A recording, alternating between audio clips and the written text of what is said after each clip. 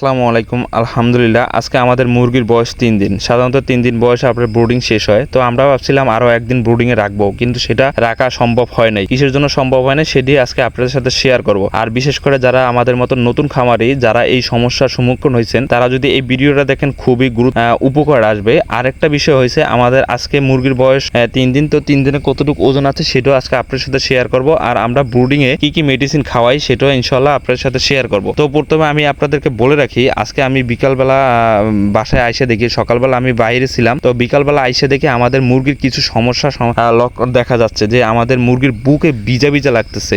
সাধারণত এই ভিজাটার কারণ হয়েছে আমাদের যেই আপনার বুশির উপরে, অর্থাৎ ব্রুডিং এর সময় আপনার বুশির উপরে পেপার দিয়া তারপরে আপনার মুরগি রাখতে হয়। তো আমরা সুন্দরভাবে পেপার দিয়ে রাখছি, কিন্তু পেপার আমরা সকাল বিকাল চেঞ্জ করে দিছি, অর্থাৎ আমরা পেপারের উপরে পেপার দিয়ে রাখছি।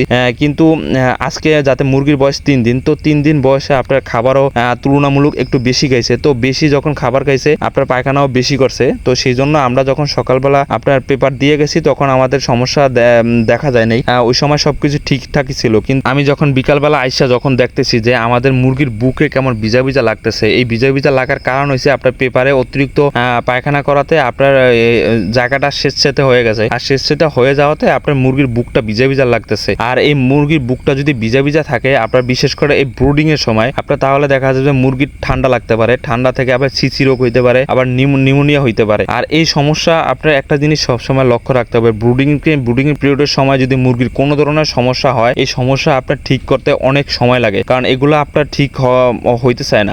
আরেকটা বিষয় হচ্ছে আপনার, আমরা যেই কাঠের বুশি দিতেছি এই বিষয়টা আপনার লক্ষ্য রাখতে হবে। যখন আপনি কাঠের বুশি দিবেন অথবা আবার আপনার তুষ দিবেন, যদি আপনি কাঠের বুশি মানে আপনি শুধু কাঠের বুশি দেন, তাহলে দেখা যায় মুরগির নাকের ভিতরে মুখের ভিতরে ঢুকতে পারে, তাহলে আবার আরেকটা সমস্যা হইতে পারে। তো সেই জন্য আপনি চেষ্টা করবেন যে কাঠের বুশি আর তুষ একসাথে মিক্সড করে দেওয়া, তাহলে আপনার এই সমস্যাটা হবে না। তো ইনশাআল্লাহ আমরা এই জিনিসগুলা খুবই কেয়ারফুলি করতেছি, কারণ যাতে করে আমাদের এই মুরগিগুলা আপনার কোনো সমস্যা না হয়। আমাদের যখন আপনার ফার্স্ট চালান আমরা যখন করছিলাম, তখন কিন্তু আমাদের মুরগির আলহামদুলিল্লাহ কোনো ঠান্ডা লাগে নাই, তারপরে কোনো অন্য কোনো সমস্যা আমরা সম্মুখীন হই না। আমাদের মুরগির কোনো অ্যান্টিবায়োটিক আমাদের চালানো লাগে নাই। একটা বিষয় যে একটা মুরগি যখন অ্যান্টিবায়োটিক শুরু করবেন তখন মুরগির গ্রোথটা অনেকটা কমে যাবে, আপনার গ্রোথটা আবার আনতে অনেক সময় লাগবে। তো সেই জন্য আমরা কোনো রিস্ক নিতে চাচ্ছিলাম না, আমরা চাচ্ছিলাম যে আমাদের মুরগি যাতে কোনো সমস্যা না হয়। সেই জন্য আমরা একদিন ব্রুডিং বেশি রাখতে চাইছিলাম, কিন্তু ব্রুডিং এ আমরা পেপারগুলো উঠে দিব আর আমরা কাঠের বুশিতে রাখবো, কিন্তু আমাদের ব্রুডিং এর যে হোপার আছে হোপার থাকবে। তো আপনি দেখতে পাইতেছেন আমি মুরগিগুলো খুব সুন্দরভাবে আপনার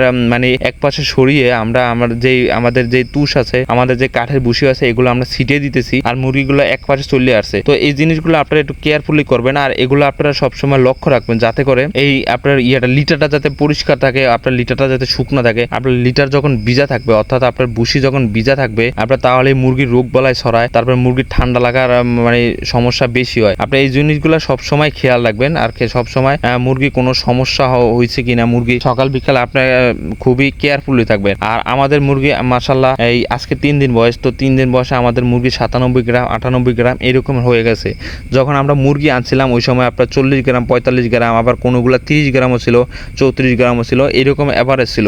তো আপনি দেখতে পাইতেছেন আমরা মুরগির বুশিগুলো যখন আমরা কাঠের বুশি, তারপরে চালের মানে কুড়া যখন দিয়ে দিছি, তুষ যখন দিয়ে দিছি, তখন মুরগিগুলো খুবই মানে একটা রিল্যাক্স ফিল করতেছে, মানে খুবই আরামদায়ক লাগতেছে। কারণ আমরা যখন এগুলা যখন দেই নেই, আপনার যখন ছিল পেপার ছিল, ওই সময় মুরগির মানে জায়গাটা স্যাঁতস্যাঁতে ছিল, আর মুরগি এতটা আরাম পায় না। এখন যতটা আরামদায়ক লাগতেছে, আরাম পাইতেছে।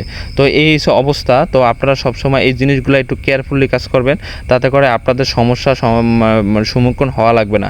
তো সবাই ভালো থাকবেন, আমাদের জন্য দোয়া করবেন। আসসালামু আলাইকুম।